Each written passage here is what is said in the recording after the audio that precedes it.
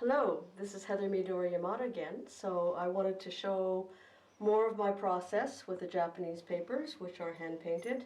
And today I'm going to concentrate on how we actually collage a original piece of, not quite artwork, but parts of artwork with the Japanese paper onto canvas. So we're starting with this one, and you'll see there's different little squares and areas which are all hand painted, integrated into the canvas.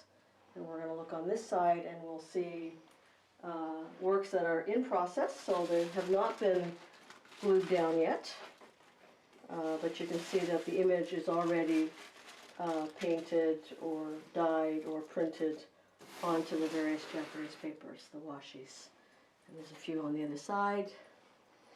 And then if we look here, as in the last video, I showed us some of the washi works before they get glued down. So now I'm going to invite you to the other room. So if you look on this wall, you'll see there are a number of smaller pieces, and these are now all finished. And they are a combination of number of washes done with acrylic, and then the inserts, different torn pieces of the Japanese washi, and then in some cases there's some kind of overlay of a gestural mark. And then the next thing I'm going to show us is how we actually glue or collage one of these pieces onto a canvas. So here in front of us we have a number of papers that have been printed, painted on, and on the other side as well.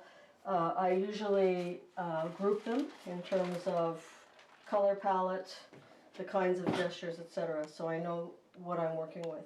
And today we're going to work on this particular piece, which you can see already has a number of iterations, and I'm going to show us how to actually adhere the washi onto this. And this is canvas.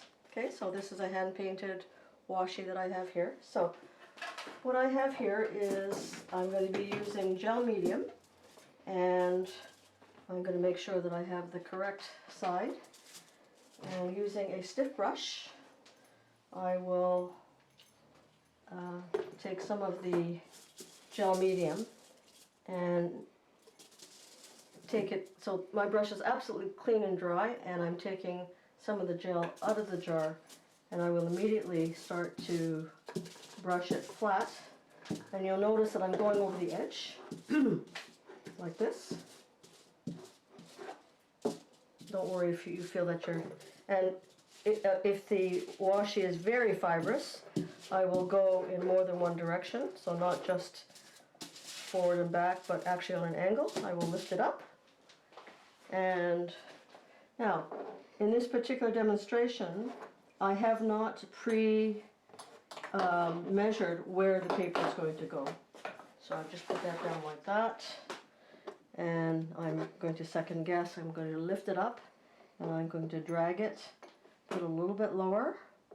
Okay, and the next thing I'm going to do is take one of these pre-cut papers and place it on top. Place my hand underneath and use the heel of my hand to press the washi onto the canvas. And this canvas is already dry. The paint has been dried.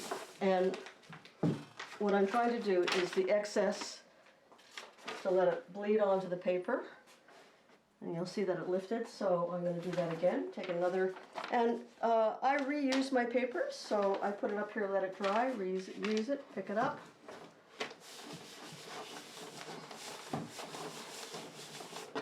Like that.